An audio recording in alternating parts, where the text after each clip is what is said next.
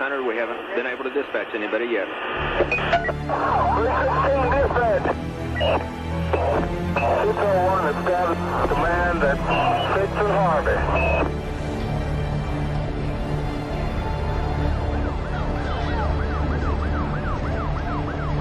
On April 19, 1995, as many people were starting their workday, a beautiful spring morning in the heartland became chaos when at 9:02 a.m., explosions tore through the Alfred P. Murrah Federal Building in downtown Oklahoma City. An explosion at 9 o'clock this morning that did that damage you're looking at right there, blowing off the entire north face of that building. The federal building located 200 North West 5th Street was almost completely destroyed. A terrible tragedy has occurred here in Oklahoma City. The bombing in Oklahoma City was an attack on innocent children and defenseless citizens. 168 people were killed in the blast and over 800 wounded. The hospitals were overrun with casualties. A rescue worker was killed from falling debris within the first few hours. But what would sear the bombing in the hearts of Americans was the 19 children inside the daycare center in the building who had lost their lives. The most beautiful memorial left by anyone is not in the rubble of this building, but in the hearts and the lives that knew them and loved them. We come today to remember their lives, and we come today to offer thanks. Thanks for the hundreds and hundreds of people who were involved in the rescue and recovery efforts. 6 years before 9/11, it was the first mass casualty terrorist attack on American soil. The prologue to a new chapter in American history had been written in blood, fear, and shock. Terrorism had struck home. From now on, nothing would be the same again. We know that more than McVeigh and Nichols were involved. There were questions of other bombs being found at the scene of the crime, witnesses to the bombing. The FBI, like any government agency, is more concerned with power, prestige, maintaining its position, rather than truth and justice. Based on the damage pattern to the building, what the government says is impossible. That life we had back before the bombing, that life is over. For the first time in my fight with the government, they stepped forward and said it would pose a grave risk to the national security of the United States of America if we release these CIA documents. If you know the truth will set you free. You've got to band together, or it's over for all of us. The man on top will get you. If we don't expose the fact that Oklahoma City stinks to high heaven, the same people that carried it out are going to do it over and over and over again, and they're going to use these frightening events to drive a stake through the United States and kill our republic.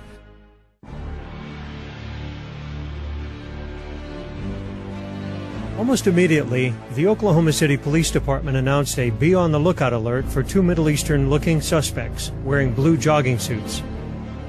Shortly before the bombing, they were seen by a witness running from the Murrah building and getting into a brown pickup truck, then driving away from the scene of the crime.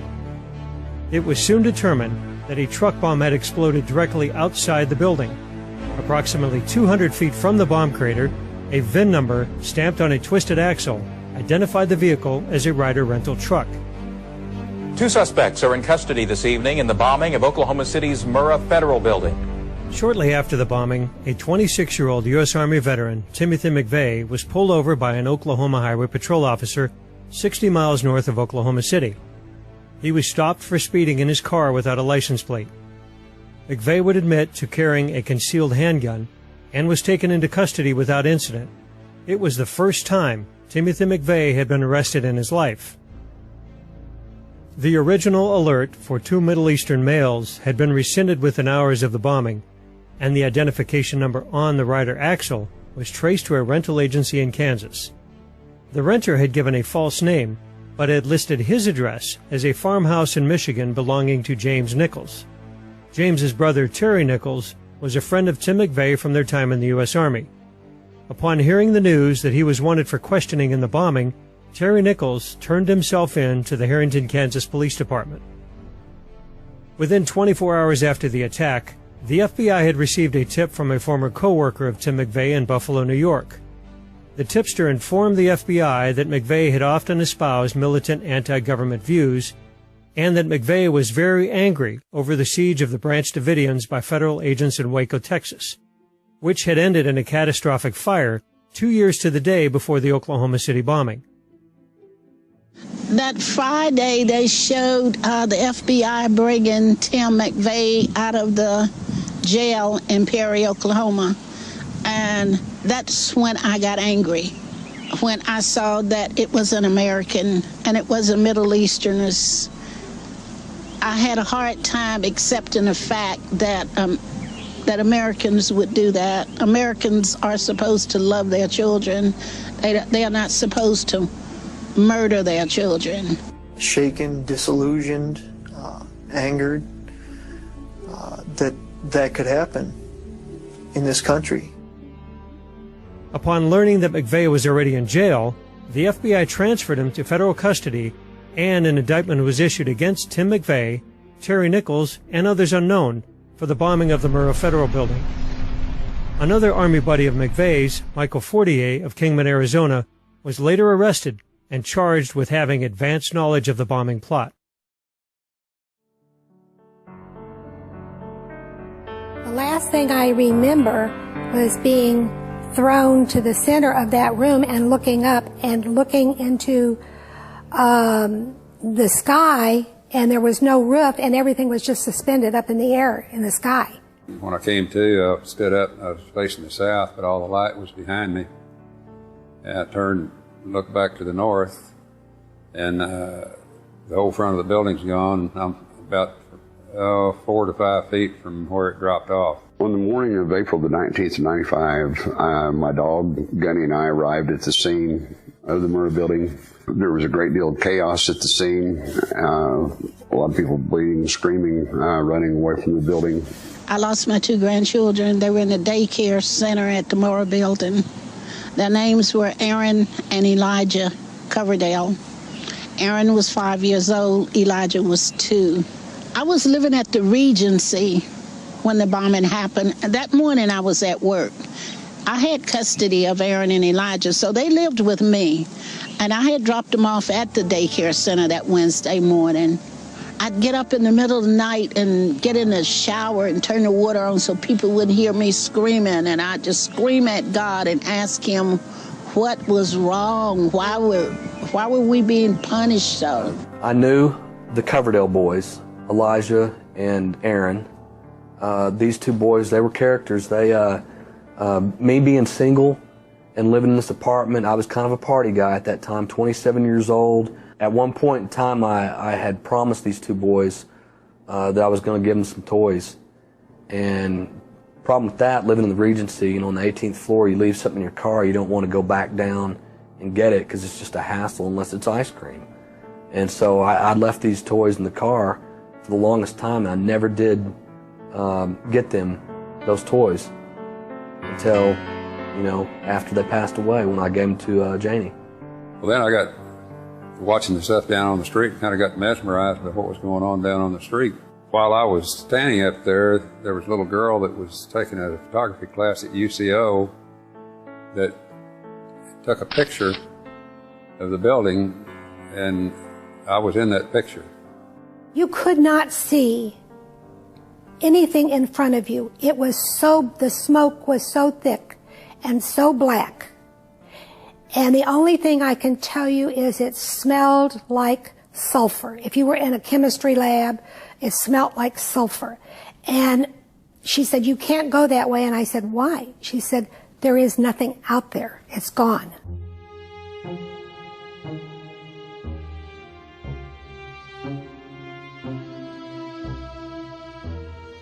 The reasons for the bombing, the perpetrators, the rumors, and the suspects change depending on whose viewpoint you take. Like all controversial events, some of those closest to the event and farthest away are bound together by their questioning of the official story. The first questions were directed at the Bureau of Alcohol, Tobacco, and Firearms, which had launched the raid on the Branch Davidians. The Oklahoma City office for the ATF was located in the Murrah building and was the supposed target of the attack. Yet, no agents were killed or seriously wounded. Was the ATF office empty that morning? I asked him if I could speak with an ATF officer that worked in the building so I could find out if they knew anything about my wife. And he told me that they were in debriefing And I asked him, you know, I need to talk to one of them, I need to find out something. And he said that none of them had been in the building, so they weren't hurt. They had been tipped by their pagers that morning not to come into work. The ATF told several different stories to explain their agents' curious absence. The most fantastic story was that 2 agents were indeed inside the building and were heroes that day. ATF agent Luke Franey claimed that he was knocked unconscious by the blast and, after an aborted helicopter rescue, crawled onto an outside ledge to escape his office. Franey reported that he then used his martial arts skills to break through several walls and injured his hand. Another agent, Alex McCauley, claimed that he was in an elevator at the time of the bombing. After free-falling for 5 floors, McCauley supposedly broke out and rescued several people. My crews were the crews working on the Murrah building the day of the bombing. Immediately after the bombing, they called me on the radios, and at that point they were going in to assist with, because the fire department hadn't even got there yet, they were going to check to make sure all the elevators were clear. They weren't aware, because they were coming from the south side, that the building on the north side was gone. So they went in to check the elevators, and that's when they found out how bad the damage was inside the building. None of the elevators went to free fall because the governor overspeeds were not tripped. The safety mechanisms on the bottom of the elevators were not tripped, so none of the elevators had a free fall condition. I think it was McCauley indicated that they were trapped in an elevator. So at the grand jury investigation, once I got the FEMA report that showed which elevator they were in, I said that there's no possible way they could have been in that elevator, because my men checked it and it was still locked from the top, and the doors were, the wall had caved in against the doors between floors, so they couldn't have gotten out of the elevator without assistance. Jane Graham worked in the building for over a decade, was vice president of the Federal Employees Union, and has testified before Congress on labor issues. She knew everyone in the building and bore witness to suspicious behavior that morning. On the morning of the bombing, when my husband dropped me off and I got out of the car, as I was walking toward the entrance, there were 2 men standing directly in front of the double doors, and there was a little sitting area there, planter and so forth there in front. They were standing right there on the sidewalk. They had on ATF jackets, which said ATF on them. They were talking to a third gentleman who was dressed in business clothes. And I saw them, their backs were to me, and I thought, they don't normally, you know, all of the people we see go up there to ATF and everything, they're never identifiable. You know, they always are dressed, you know, a lot of them look like drug people and other things, and, you know, but they're certainly not dressed for you to be able to tell who they are. A paramedic who responded to the bombing, Tiffany Bible, confirms that the ATF were not in their office and, in fact, may have been aware of some type of threat that day. In this affidavit, she states that immediately after the bombing, she asked an ATF agent on the scene if any of them were in the building. He responded, "No, we weren't in there today," and that the Murrah building was bombed because of Waco. She further states that within the first 20 minutes of the bombing, she saw at least 8 ATF agents outside the building in clean black jumpsuits. To this day, the ATF has been unwilling to address their prior knowledge of the bombing. Beyond the vague rumors of the significance of April 19th, some federal agencies were aware of an actual threat. One of the most frustrating things about prior knowledge is that the media, some in the media and others would accuse us of saying that the government blew the building up, which we never said, and I do not believe. The U.S. Marshals, responsible for security of federal personnel and facilities, warned that, quote, Islamic terrorists may be planning suicide attacks against federal courthouses and government installations, designed to attract worldwide press attention through the murder of innocent victims. The ATF had placed informant Carol Howe into a white separatist community in eastern Oklahoma called Elohim City. Another ATF agent admitted under oath that one suspect, Andy Strassmeyer, was reported to make, quote, threats to blow up federal buildings, unquote, before the Oklahoma City bombing. Furthermore, Carol Howe actually drove Strassmeyer and other suspects to Oklahoma City to scout bombing targets. Was this the source of the ATF's suspicious behavior the morning of April 19th? U.S. Representative Ernest Istook of Oklahoma also displayed advanced knowledge of the bombing. To my left, from the east, I saw Senator Istook kind of work his way west. Well, he came up to me and we started talking small talk, you know, terrible thing and all this, and really didn't know what much to say. And he said, all of a sudden he made the comment, yeah, we knew this was going to happen. I noticed the lady back behind me by a backhoe over there taking pictures.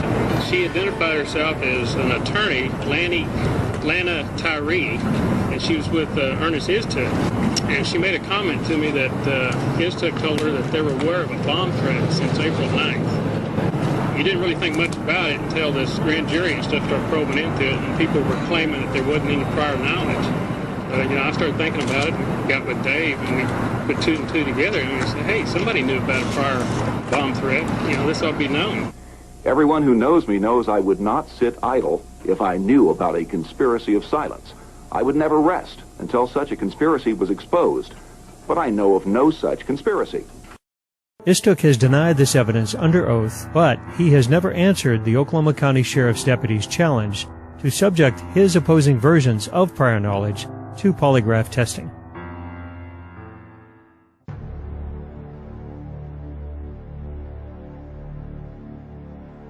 Many witnesses have officially stated that the Oklahoma County Bomb Squad was conducting a search at the federal courthouse across the street from the Murrah building 2 hours before the attack.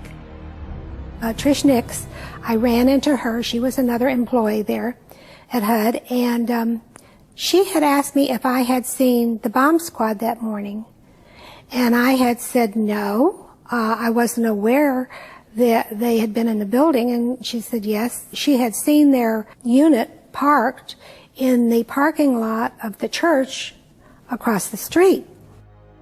County Appraiser J.D. Reed saw the bomb disposal unit parked outside the courthouse that morning. Despite multiple eyewitnesses, the Sheriff's Department denies this claim. If that building was under threat and they were getting bomb threats, and this was a daily thing or a weekly thing, or if they've gotten many threats or only one, the parents of the children in that daycare deserve to have been notified. People do not keep children in daycares where there are bomb threats made. Under the pressure of mounting evidence, ABC's 2020 reported on many of these puzzling questions a year and a half after the bombing. At issue increasingly for some of the victims and their families, what did authorities know or suspect before the explosion that federal workers and the children arriving at the Murrah building did not know or were not told? There was this fairly large truck with a trailer behind it, and it had a shield on the side of the door, and it said bomb disposal or bomb squad below it. Authorities now claim in federal investigative reports that the huge, ominous truck with its trailer was being used by a deputy to run routine errands. Other documents obtained by 2020 show that someone called the Executive Secretariat's office at the Justice Department in Washington and said the Murrah building had been bombed. But this was 24 minutes before the blast. No action was apparently taken. According to the show's producer, the Justice Department actively intervened to prevent an in-depth follow-up to this segment from airing nationally. 2020 did a 15 or 20 minute segment on prior knowledge that was put together by a guy named Roger Charles. That was so explosive that he was putting together an entire hour or whatever for 2020, which he would tell you. But the feds came in and stopped 2020, wouldn't let them broadcast the larger segment that he put together concerning prior knowledge. The news channel has learned of another strange development. Apparently, before the bombing, Governor Frank Keating's brother, Mark, had been working on a novel about a terrorist bombing in Oklahoma City. Stranger still, one of the characters in the novel was named Thomas McVeigh. Despite the official denials, the evidence confirms that at least some amount of prior knowledge existed. More ominously, there are suggestions that certain government agencies were fully expecting a bombing to occur that day. The Horse Patrol, interestingly, was a very small unit and was assisted by the county Reserve Mounted Patrol Unit. For whatever reason, on the morning of the bombing, they had been assigned and had already met at the Oklahoma City Equine Canine facility and had prepared their horses, their tack, and uniforms to go downtown for crowd control. Rarely, very rarely would they go down and patrol or work the downtown area for crowd control for anything. The importance of exposing prior knowledge cannot be understated. Those individuals who understood the danger beforehand and did nothing are just as guilty as those who lit the fuse on the bomb.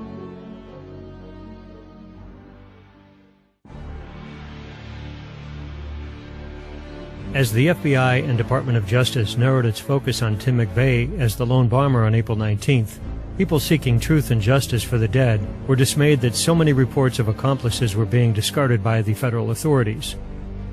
The first sketches of the suspects released by the FBI clearly indicated that 2 people were involved in parking the Ryder truck in front of the Murrah building, and the original BOLA, or Be on the Lookout alert, had mentioned 3 suspects. When the hunt for John Doe number 2 was called off and he was dismissed as a ghost, people who knew for a fact that they had seen McVeigh with other people began to speak out. Did McVeigh act alone?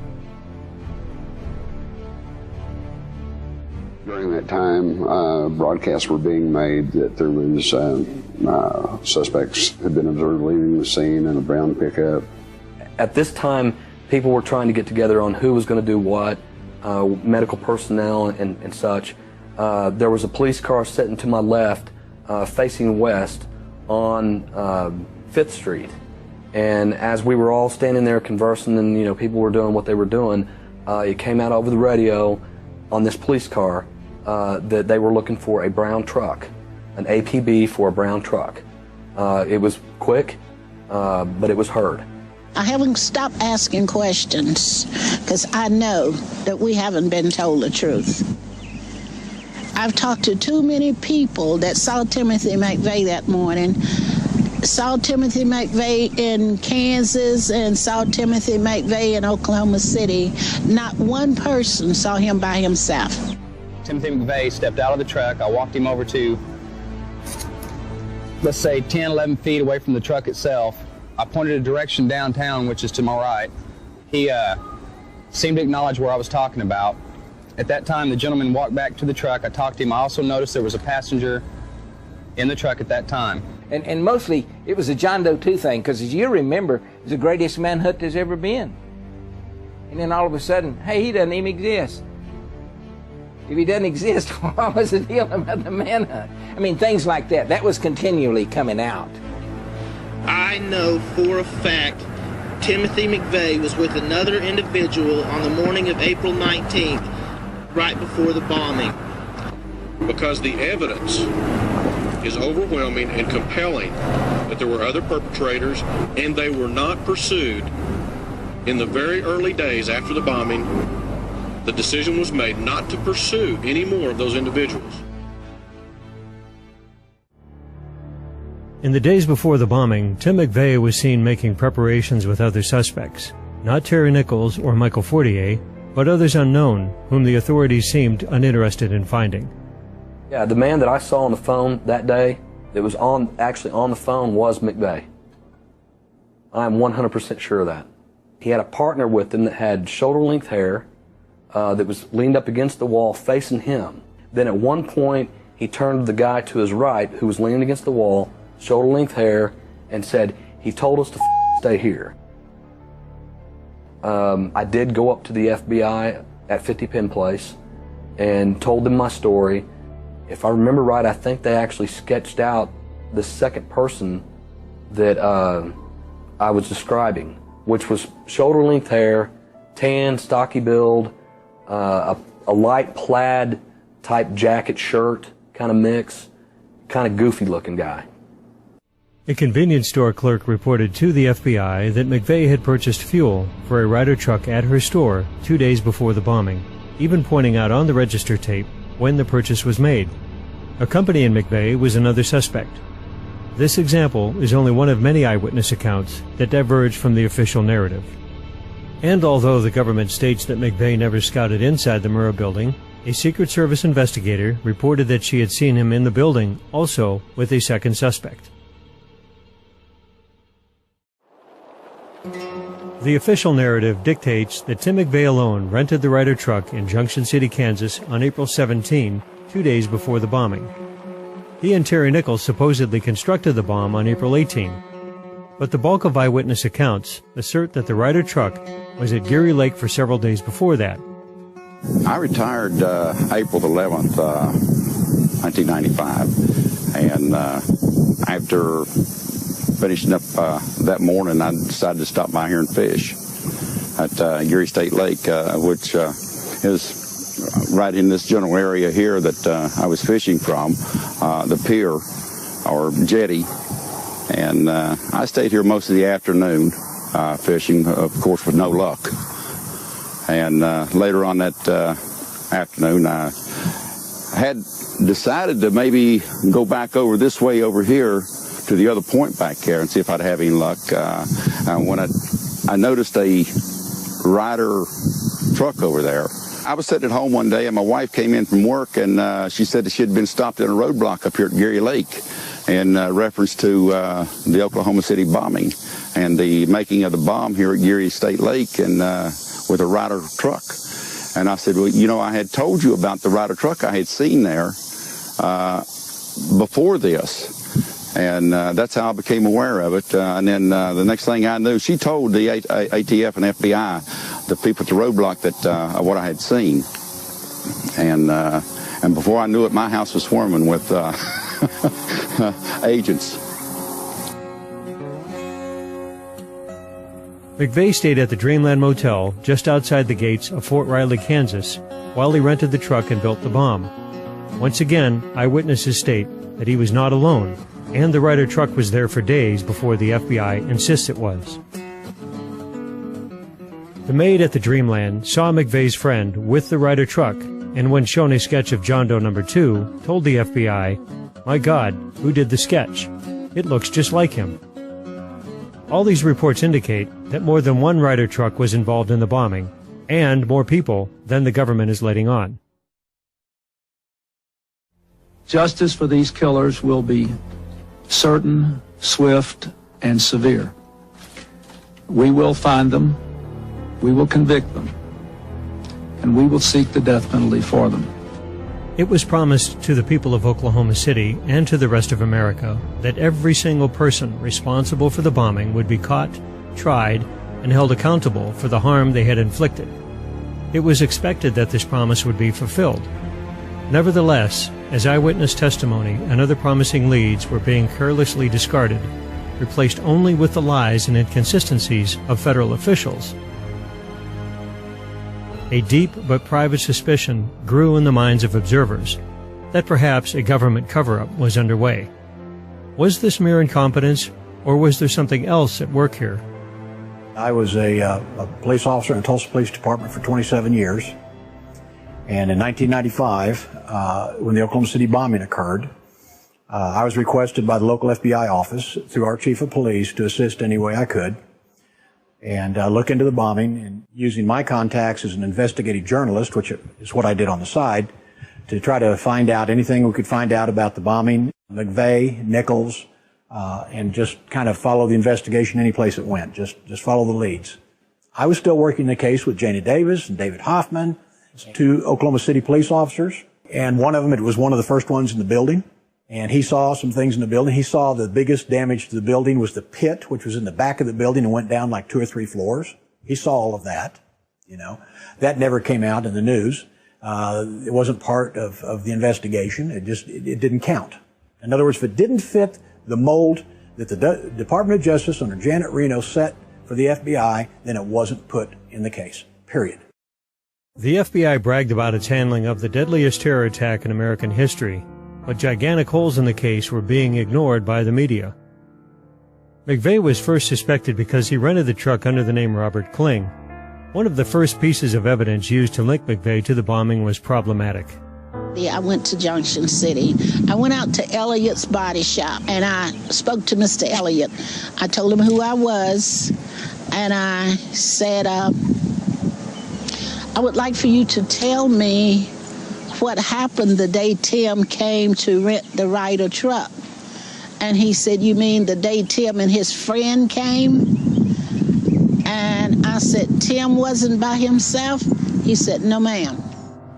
The FBI has been designated by President Clinton as the lead federal agency in this investigation. Incredibly enough, there remains an extra unidentified leg that was found in the rubble. Oklahoma State Medical Examiner Fred Jordan testified in court, "We had 8 people with traumatically amputated left legs. However, we have 9 left legs. We have 1 leg too many." Stephen Jones, McVeigh's defense attorney, detailed in his book, Others Unknown, the significance of this extra leg. Former chief pathologist for Northern Ireland T.K. Marshall performed over 2,500 autopsies on bombing victims and told Jones that, in all the years in Ireland, we identified every innocent person that was killed. There was never an unknown victim. The FBI collected 1,034 fingerprints during their investigation, but an agent admitted under oath that these prints were not run through the National Fingerprint Database. Nikki Deutschman was the jury foreperson for the federal trial of Terry Nichols. I think that the government perhaps really dropped the ball. I think that there were a large number of sightings right around before the week before and the days and months after the bombing, and sketches of people that were recognizable. In this trial, there even was a photograph of someone who may have been involved with mixing the bomb, with putting the bomb together. And that person, it was a photograph from a newspaper. Obviously, that person's identity is known. I think there are other people out there, and decisions were probably made very early on that Tim McVeigh and Terry Nichols were who they were looking for, and the same sort of resources were not used to try to find out who else might be involved.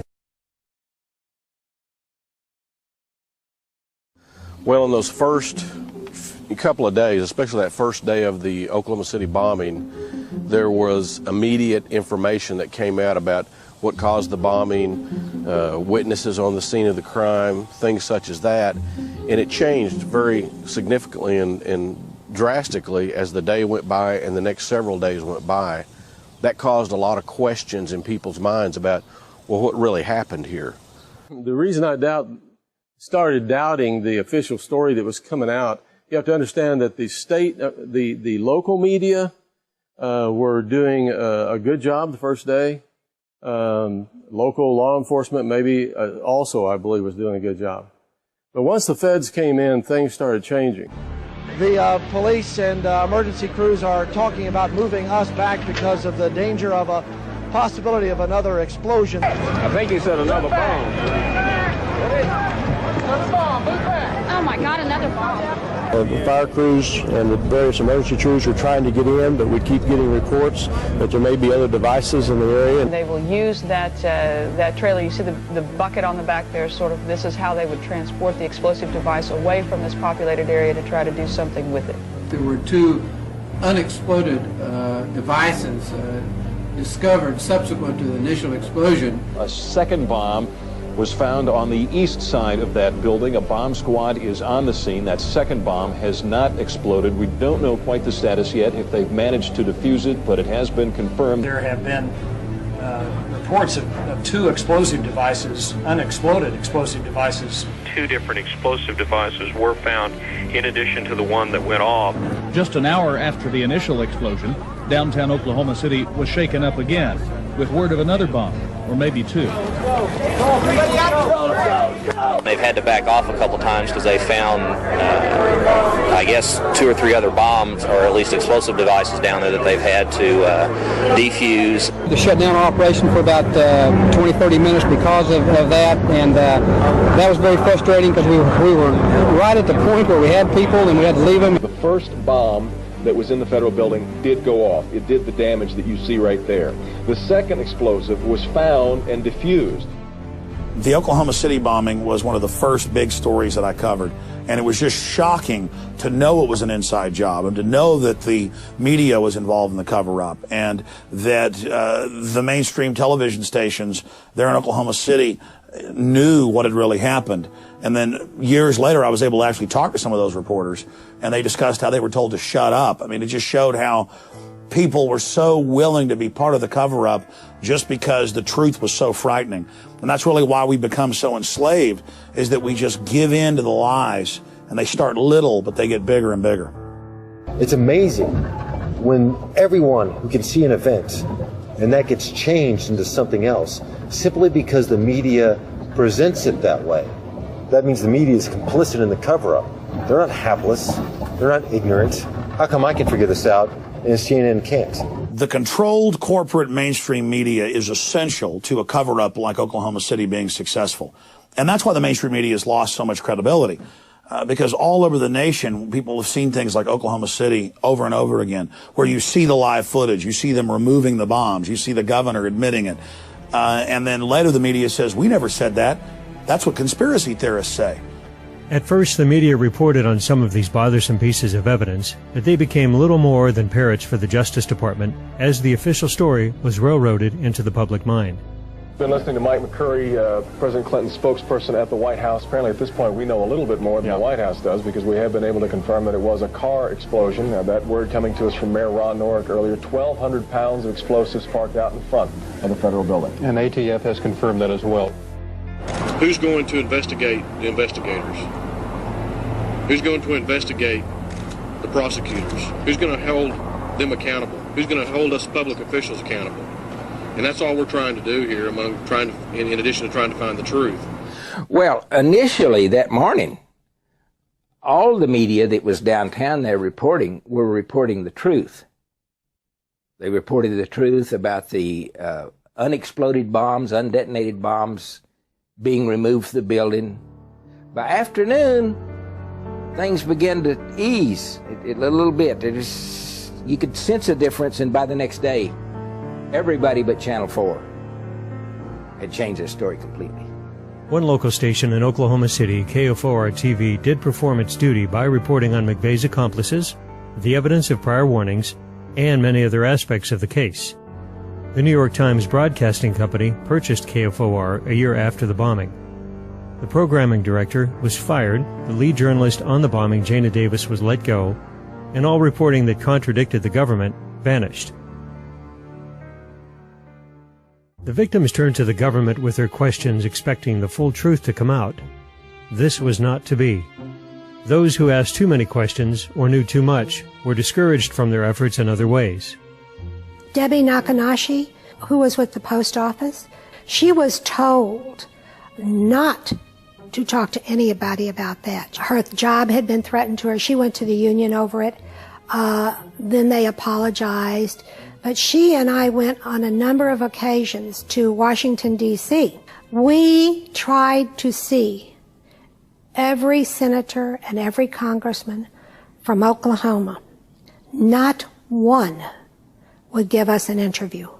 I was told by an agent, an FBI agent, that due to comments that I'd made, that people like me often ended up dead, and he'd be careful what I said if I was him. And in the way that he put it forth, I felt like it was a threat. I wrote letters to Janet Reno when she was the United States Attorney General. I wrote Louis Freeh, who was over the FBI at that time. I wrote Senator Orrin Hatch. I wrote everybody I could think of asking for help. Nothing was done.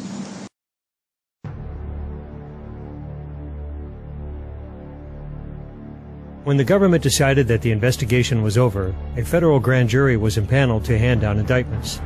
This is usually a straightforward process. But the federal prosecutors were not counting on one grand juror, Hoppy Heidelberg, to actually ask questions of his own. My name is Hoppy Heidelberg, and I served on the federal grand jury that was supposed to investigate the Murrah Building bombing in Oklahoma City back in 1995. Actually, the grand jury has two responsibilities that are outlined in this book. The first one is says the grand jury operates as a sword, authorizing the government's prosecution of suspected criminals, and also as a shield, protecting citizens from unwarranted or inappropriate prosecutions.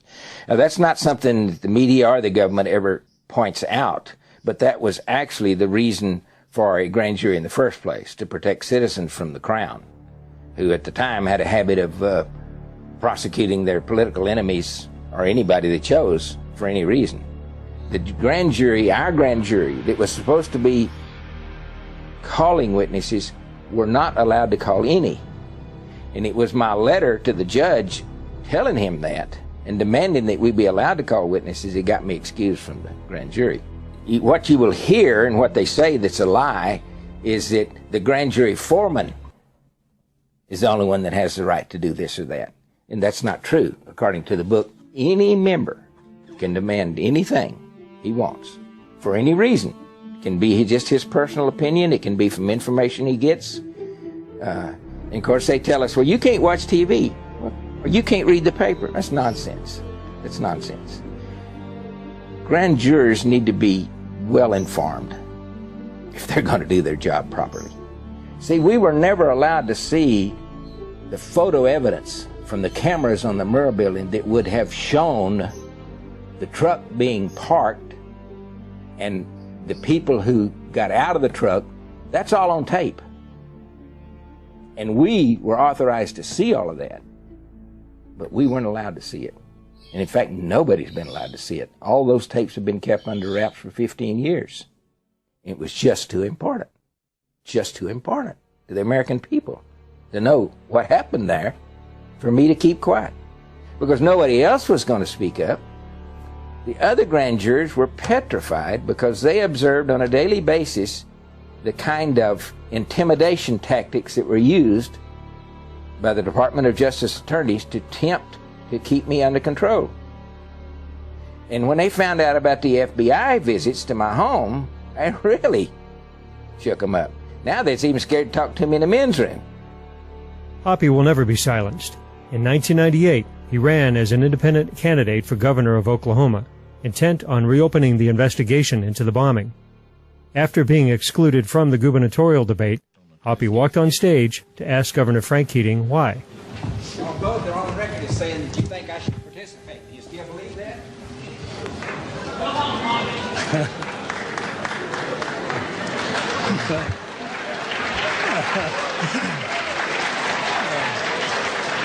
Thank you, audience. Mr. Jenkins, your follow-up now.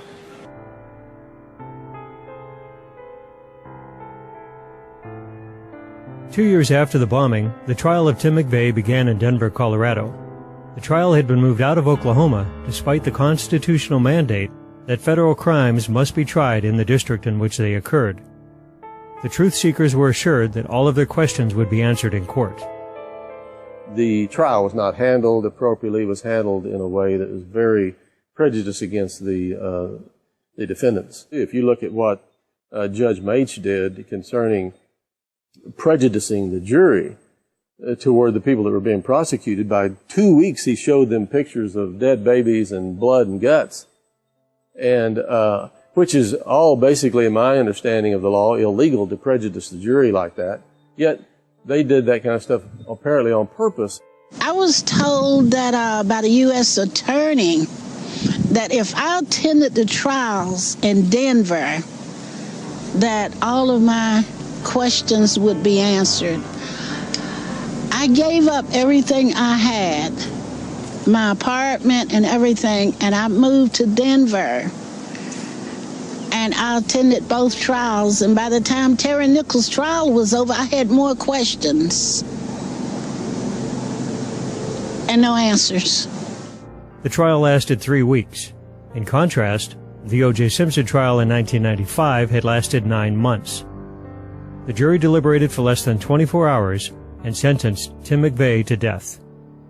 McVeigh waived all his appeals and was fast-tracked to be the first federal prisoner executed in decades. Just before his execution date, the FBI announced that they had withheld thousands of pages of documents that could have influenced his trial, which led to a month-long stay of execution. I mean, they weren't able to get thousands, at least thousands, probably a lot more than that, of documents from, the FBI and the DOJ. They just wouldn't turn them over. On June 11, 2001, Tim McVeigh was put to death by lethal injection at the federal death row in Terre Haute, Indiana. He left no message, and was quickly cremated without an autopsy being performed on his body, contrary to the standard procedure for executed prisoners. Terry Nichols was tried and found guilty in a separate trial and received a life sentence without the possibility of parole. In 2004, Terry Nichols was then tried in Oklahoma on state murder charges in the prosecutor's hope of imposing a death sentence. Nichols was found guilty, but a jury once again refused to execute him. Those jurors did the best job they could with the case that was presented to them. I think what their statement says is they knew there was something wrong and somebody had some involvement here, but they also, as they have said themselves, that there were lies, there were mistruths, there were bungling, there was arrogance, there was things that were not pursued like the other John Does, and so they felt like there was a reasonable doubt. Michael Fortier became a witness for the federal prosecutors, received a 10-year sentence, and was released in 2006 directly into the Witness Protection Program. Justice, the government announced, had been served.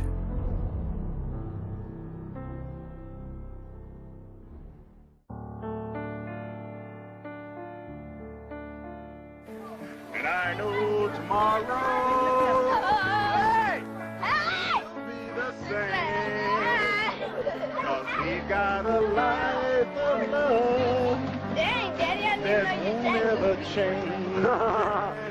Hey, my dad's good. Don't listen.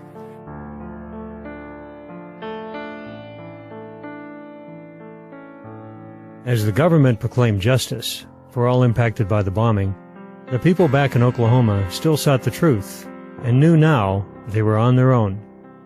The list of questions continued to grow due to the mysterious death of Oklahoma City police officer Sergeant Terrence Yakey. Terry Yakey, unlike the rest of Oklahoma, may have known too much.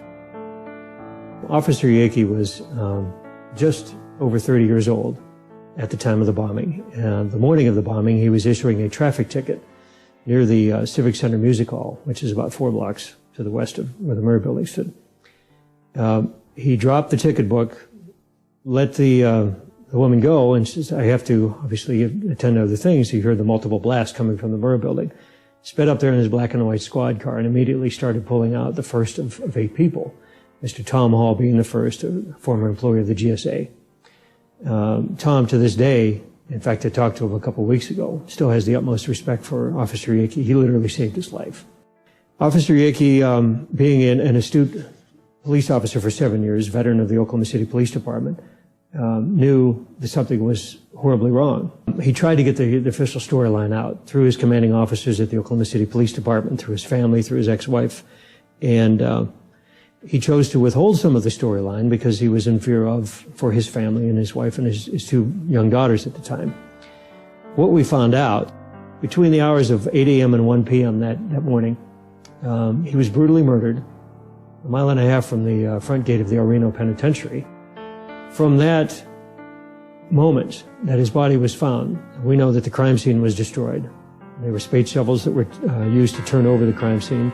Ballistics, any gunpowder residue, anything that had to do with his death was completely destroyed. It was corrupted. He started having problems with it, not only at work, but his apartment got broke into, his car got broke into, things were stolen out of his house. He had accumulated reports, evidence, I don't know what all, but he was going to take it out to a mini storage in El Reno.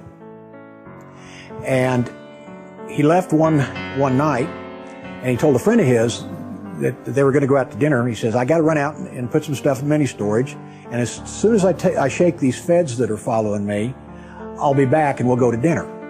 Well, he never came back. Instead, he was found the next day by a Canadian County Sheriff's deputy. Well, they found his car first, and then they found him in a field near the El Reno Penitentiary. The damage to his body was obviously a torture homicide. It was obvious. But what intrigued me the most, that he had several cuts on both of his wrists, inside both elbows, both jugular veins. He'd been beaten. He had ligature marks around his neck. He had handcuff marks on his hands, on his wrists. And he had a small caliber bullet wound that started above on the right-hand side of his temple and exited low on his cheek with no powder burns. The day of his death, when my daughter called me, I left work, went to El Reno to help because I could hear the seriousness in her voice, that she was getting upset. Why would the police be calling her looking for Terrence? And when we went to the apartment where he lived, the manager there stated to us, well, why are you looking for him? The police have already been here and taken his cruiser. So I'm not sure what was going on. It was strange. And about 10 o'clock at night, I had put my grandkids to bed. The phone rang, and when I picked the phone up, I could hear my daughter screaming in the background. And I assumed something bad had happened, but I didn't think death. And my son said, Mom, they found Terry. He's dead. One of the things that surprised me was that there was no autopsy performed. The other thing that really bothered me was we were being told that Terry was high on drugs and drunk.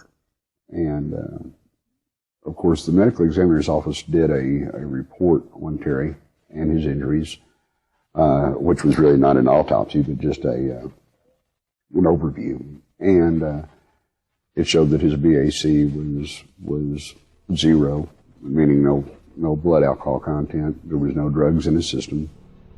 It bothered me that they didn't treat Terry like a police officer like he was. He was a good guy. And he never said to us that I'm depressed. I need help.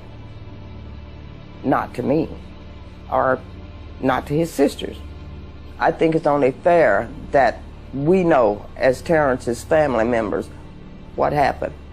Officer Yakee's official cause of death was suicide. And that was actually laid out in the medical examiner's report at the Oklahoma State Medical Examiner's Office. We've since were able to retrieve that record. What we found out, though, is that, number one, the crime scene was corrupted, went completely in the face of a proper investigative procedure. The extent and the amount of and the number of wounds on his body clearly shows that he couldn't commit suicide. Physically and logistically, you just can't do that to yourself. Terry also, we knew, was anemic. He would not have been able to traverse over half a mile from where his car was to where his body was found and not have passed out. His heart would have literally given out. He wouldn't have had enough blood pressure in his body to survive. The car was locked. The windows were rolled out. The keys were in the console. There was a bloody knife in the glove box. You don't stab yourself 13 times and have superficial wounds on along your arms and chest and your upper neck and walk a half a mile and decide to die next to a tree. Being the family of an officer, I expected some kind of care and consideration for us, being the family of Terrence. There was another detective by the name of Mullinex that told my daughter that she looked at too many movies and she needed to see a psychiatrist. When we were asking questions, wanting to know about his belongings, wanting to know about things that happened during the course of where they say they found my son. And I don't think this was very kind of them and considerate of us being family, that they should have talked to us like that. But they did. And as far as I'm concerned, that made me more suspicious of what happened to my son. The brutal torture and murder of Terry Yakee served not only to silence his voice, but the voices of other first responders who may have seen something that would shed light on what really happened. Those who keep their silence know exactly what Terry saw, but he will never be forgotten by those who ask questions and demand answers.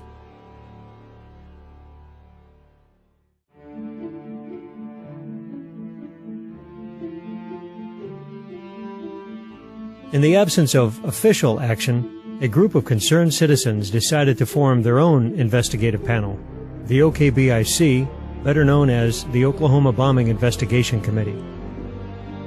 Their goal was to compile enough evidence that would attract attention by the media and the government, and therefore compel a more thorough investigation. Entirely funded by donations and their own money, The OKBIC took affidavits, recorded eyewitness testimony, and paid for private investigators to chase down leads. I'm Charles Key, State Representative in Oklahoma City, and I formed the Oklahoma Bombing Investigation Committee. I had a number of constituents come to me and other people that started raising their own questions about the investigation, what direction it was going, because it seemed like there was an effort to try to change that initial report of what took place on the first day of the bombing as the days and weeks went by. We look at what State Representative Charles Key did. He went on the facts. He went on the information the grand jury gleaned. And clearly there was complete prior knowledge. I observed the fact that Charles Key seemed to be standing up for the truth in some areas that I felt like was not being dealt with appropriately by authorities. The Oklahoma Bombing Investigation Committee was formed for one purpose, and that's to obtain the truth. First I thought, that's just another politician trying to get a little publicity.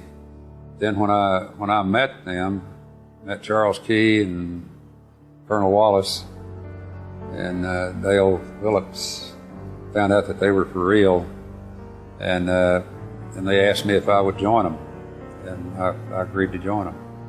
I think Charles Key's work is absolutely outstanding, and it continues to be. Even to this day, we're looking at, 16 years on almost, coming this April. Charles took a lot of risks.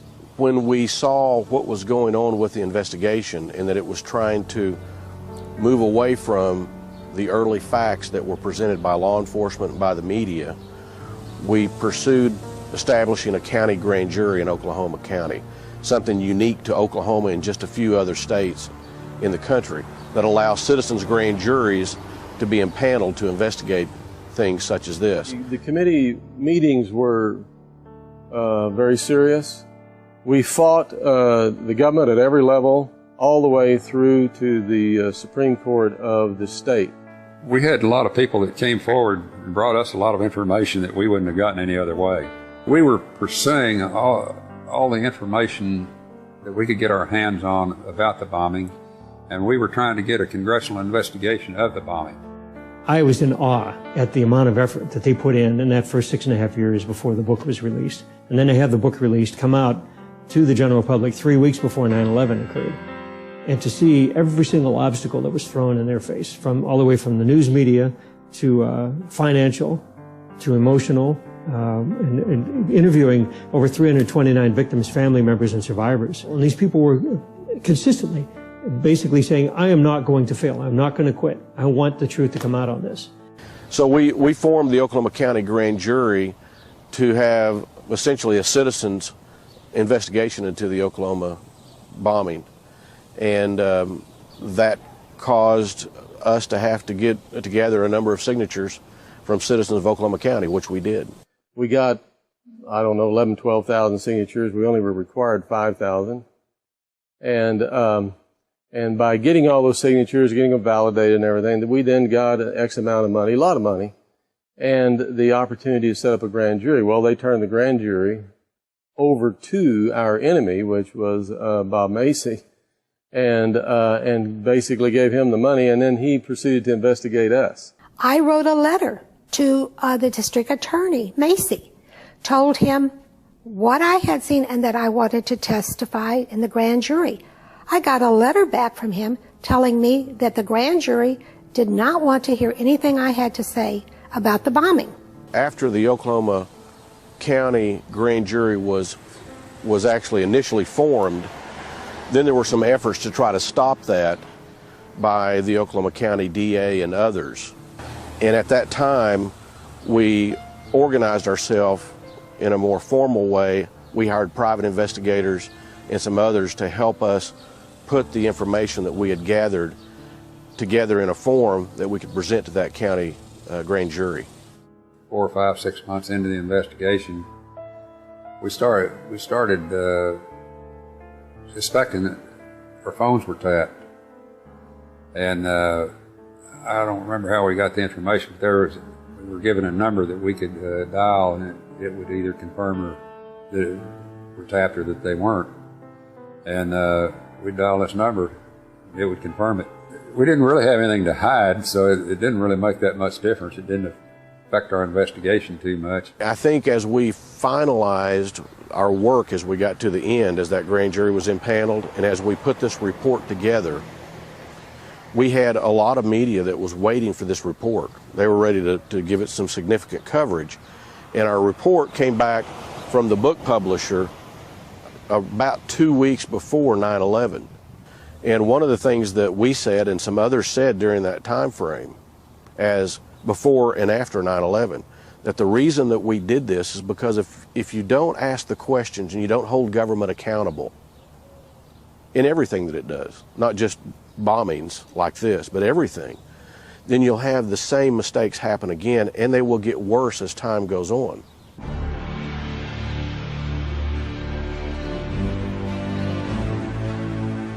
The official story dictated that the Ryder truck packed with 1,200 pounds of ammonium nitrate fertilizer and fuel oil, called ANFO, detonated on the northeast side of the building and was responsible for all the damage. That hypothesis later evolved into 4,800 pounds of ANFO, then up to 7,000 pounds of fertilizer and nitromethane? In fact, the only consistent theme of the official narrative is its inconsistency. A truck bomb just delivers an air blast. That's all it does. It's called an air blast.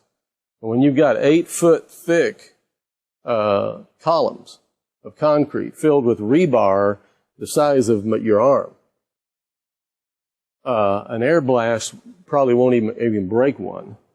It will break windows. That's about it. But some of these columns were ripped up, shredded, tossed around. Because a truck bomb is going to release its energy simultaneously in every direction. And so the damage pattern to the building or whatever structure it's parked in front of and intended to blow up, if it's a big structure, bigger than a truck bomb can take out, the damage pattern is going to be roughly a semicircle. Now, I looked at the building. I was on the bomb squad for a couple of years. I've worked some bombings. And I looked at the building and I knew that the damage done to that building couldn't have come from a truck with ANFO in it. A blast does not turn corners. And it did look like that there was a secondary explosion or a more intense explosion towards the east side of the building. Explosion, or that portion of the explosion, did basically clear everything from the front of the building to the south wall. The Oklahoma Bombing Investigation Committee was presented with evidence that explosives planted inside the building were responsible for the collapse and most of the casualties. In this rarely seen footage taken by the Oklahoma County Sheriff's Office minutes after the bombing, the north side parking lot is shown littered with paper and debris from inside the Murrah building. How did this volume of paper transport itself against the blast wave of the truck bomb and magically appear on the other side of the street? And then we look at the fact that you have bombs clearly inside the building. It's blown out across the street, pieces of it on top of buildings, the opposite direction that the rubble should have gone in if there was truly this high-powered truck bomb out front that caused all the damage. And I can tell you that the building was blown from the inside because all the debris was piled up against the Journal Record building clear across the parking lot. In fact, several witnesses report that bombs were going off in the building before the truck bomb exploded outside. The first thing that I experienced when I was sitting there signing some papers for Ruth, I felt the building start shaking, and never had anything like that happen before, and I just kind of froze. And then the lights went out. It didn't get totally dark because the whole front of the building was glass.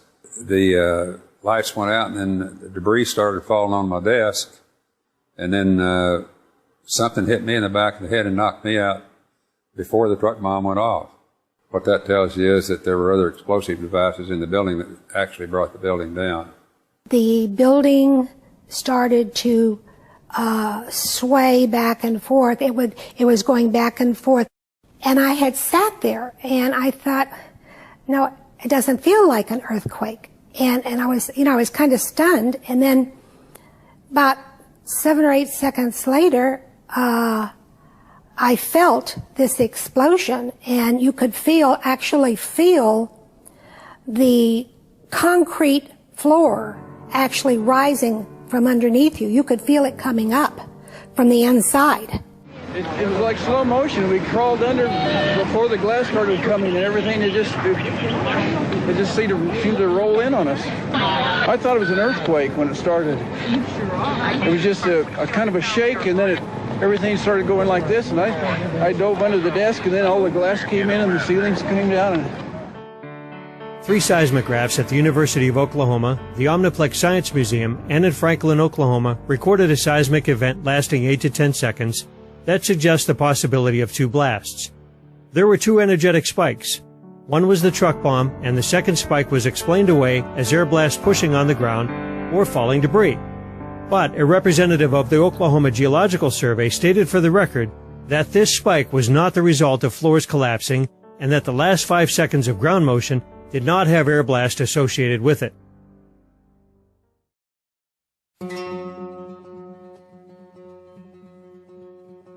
The Khobar Towers bombing in 1996 in Saudi Arabia killed 19 U.S. airmen. That bomb was several times larger than the bomb supposed to have been used in Oklahoma. It left a huge 85-foot crater, yet there was no major structural damage on the simple slab building.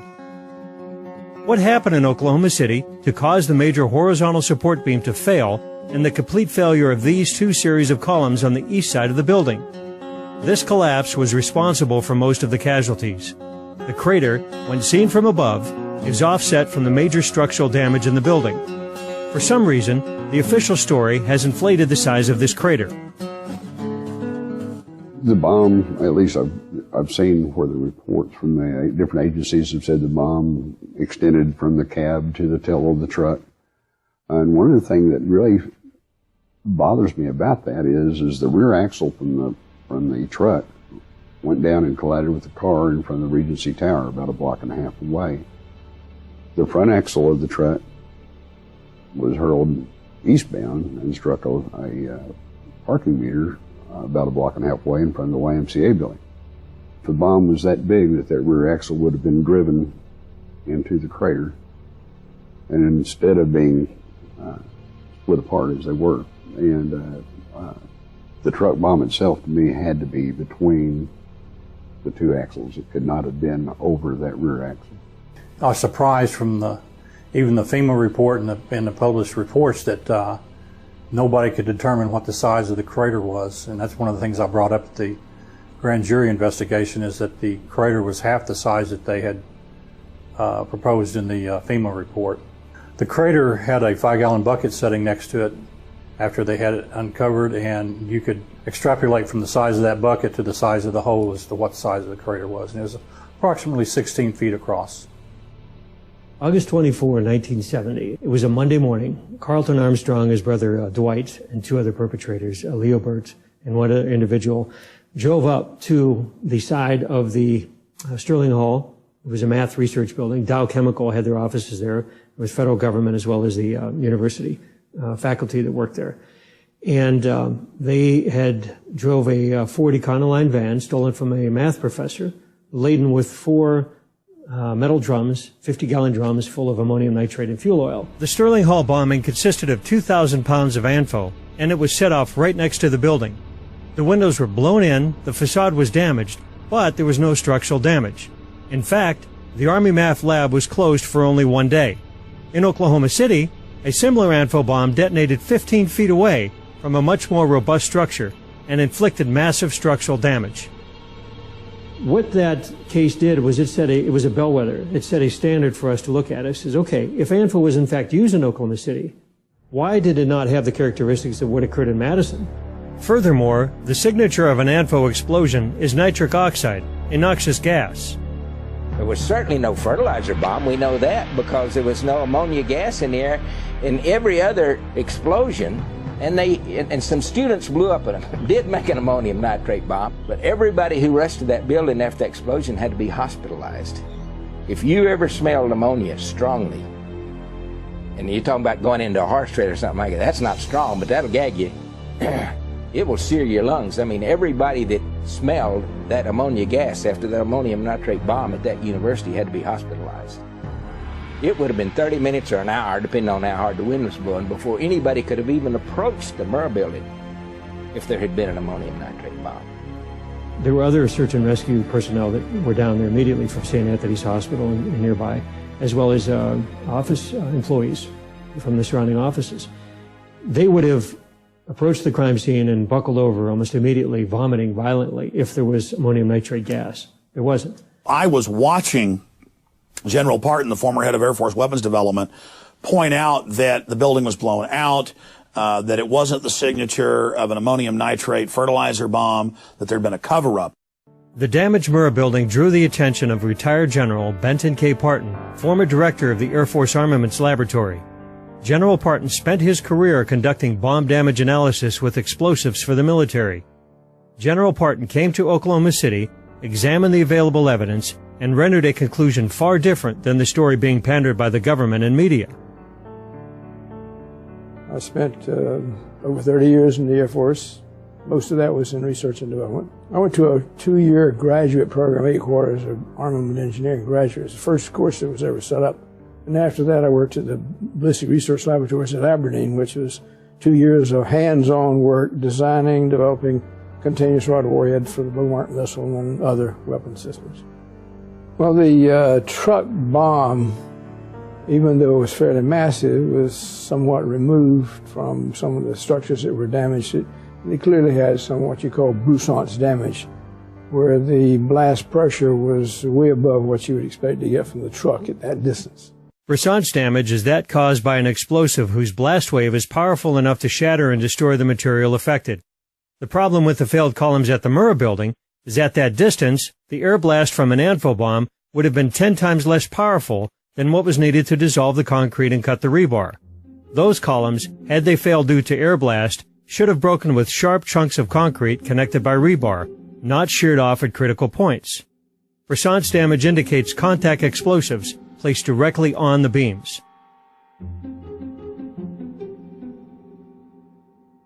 Even more perplexing is the total collapse of column B3, which caused the floors on the east side to pancake onto one another.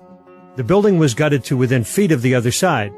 Column B4, closer to the truck bomb, is completely intact. Yet we are supposed to believe that a blast wave traveled through B4, leaving the sheetrock almost untouched, and completely destroyed the column farther away. And most of the front columns were destroyed when the supporting header beam failed. But the cause of failure, supposedly being air blast, should have thrown it into the building. Instead, it fell straight down and rolled towards the crater. General Parton's report was conclusive. The Murrah Federal Building was not destroyed by one sole truck bomb. The major factor in its destruction appears to have been detonation of explosives carefully placed at 4 critical junctures on supporting columns within the building. Many independent experts concurred with the Parton report. Sam Cohen, inventor of the neutron bomb, issued this statement.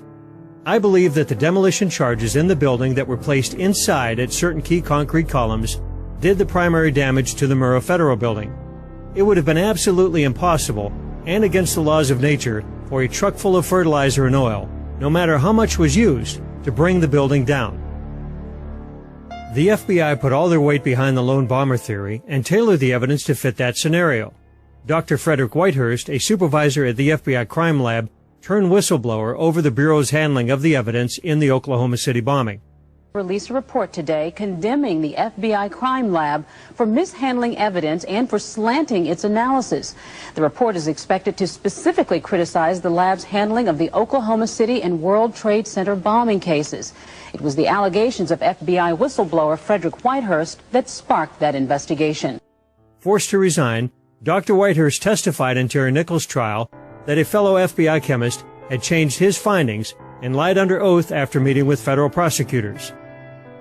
The Office of the Inspector General, or OIG, investigated Whitehurst's charges and issued a report which concluded that the FBI crime lab had improperly identified the characteristics of ANFO, the weight of the bomb, the detonation system, and even what kind of explosive was used. The Oklahoma City case will get a lot of attention because what the Inspector General goes on to at some length to say in his analysis of agent testimony in some of the pre-trial stages is that one agent in particular made sort of seat-of-the-pants estimates about the Oklahoma City bomb, but then couched them in his reports, in his written reports, as being the result of scientific evidence. The FBI laboratory has billed itself for many, many years as the premier forensic laboratory in the world. The people that did the things they did knew doggone well what they were doing. The Wright Armament Laboratory at Eglin Air Force Base conducted a series of explosive tests to compare their data to the bombing in Oklahoma. The Eglin test structure was a simple 3-story concrete slab building with no support columns. The engineers at Eglin tried to recreate the truck bomb as McVeigh and the FBI claimed it was constructed, with 4,000 pounds of ANFO packed into a dozen barrels.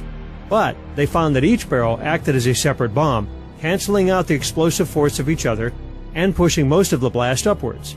So they constructed a single more powerful bomb and exploded it outside the target building to test the effects of air blast. They found that their weaker test structure suffered less damage from a more powerful bomb than was supposedly used at Oklahoma City. The report for the Wright Laboratory at Eglin Air Force Base concluded the damage at the Murrah Federal Building is not the result of the truck bomb itself, but rather due to other factors such as locally placed charges within the building. The evidence is undeniable, despite the pleas of the official story, that the Wright truck bomb was not the sole cause of destruction that day, that there were bombs placed inside the building, which caused the brunt of casualties as floors collapsed on helpless victims.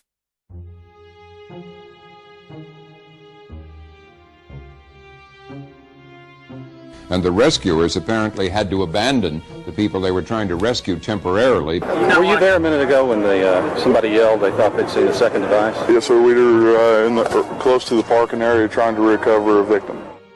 As rescuers desperately tried to free the victims from the rubble, several evacuations of the site, due to reports of other bombs, impeded these efforts. At some point, we got to the corner of 5th, and I believe it was Robinson, right there at the corner of the Murrah building, and we heard second bomb. Somebody yelled second bomb. I stopped. I turned around. People were running past me, and I just kind of watched what was unfolding. Of course, nothing ever did happen. The Oklahoma Highway Patrol reported that another explosive device was found. The Oklahoma City Fire Department confirmed that. Defense Department logs recorded that a second bomb was disarmed, a third bomb was evacuated. The explosive that they disarmed last night was even larger. Who planted these bombs and had access to the Murrah building before the bombing? A deputy sheriff recorded this footage during one of the evacuations. Here the ATF is seen pulling out several weapons and blocks of what appeared to be plastic explosive. Was this the source of the bomb scare, or did this ordnance come from an illegal armory that witnesses report the ATF kept in the Murrah building? The ATF denies they kept any weapons or explosives in the building. Day 1, hour 2 of the bombing, the most significant event that happened is when they said they found other bombs in the building. The second most significant event was that they moved everybody back and held them back. There were still people alive trapped in the building, but they came in with 2 trucks and backed them up to the Murrah building, and a bunch of these guys dressed in blue jackets with no letters on the back started taking boxes of files out and putting them on this truck. We were told by a blonde female agent that there were files so serious to the government that until those files were located, there would not be any recovery effort. If you remember the Whitewater investigation in Arkansas, all the paperwork was stored in the Murrah building.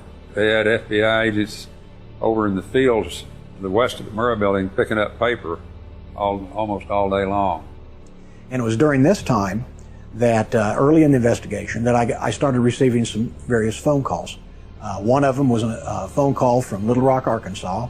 The guy said that he was a federal agent. He was not an FBI agent. He was not ATF. But what he did say was during their investigation of the Clintons, on all the drug running that went through Mena, Arkansas, and Lassiter's Ranch and all of that stuff that was going on at the time during Iran-Contra, that those records, when Clinton went to Washington, were transferred from there to the Murrah building. Because of the additional bomb threats or because the building was unstable and the firefighters couldn't get to them. So those are a lot of patients I think were lost that could have been saved. After rescue and recovery had been halted, The building was prepped for demolition even though all the bodies had not been recovered, and despite the architect's report that it could be rebuilt. The investigative team from the American Society of Civil Engineers was not allowed on site. The defense lawyers from McVeigh were able to visit the site one time, but even then, they were not allowed to view the crater. They were going to halt it on the 29th of April. They were going to halt the recovery and prepare the building to be imploded.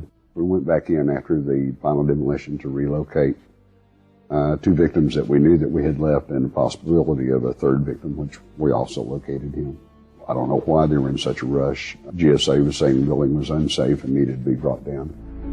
A month after the bombing, the Alfred P. Murrah Federal Building was completely demolished with less than 200 pounds of explosives. The wreckage was buried under armed guard, and one can only think that certain officials breathed a sigh of relief as the outstanding counterpoint to the official story disappeared in a cloud of dust.